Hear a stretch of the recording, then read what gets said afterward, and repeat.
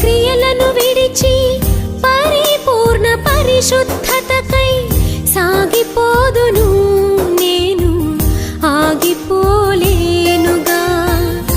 నిర్జీవ క్రియలను విడిచి పరిపూర్ణ పరిశుద్ధతకై సాగిపోదును నేను ఆగిపో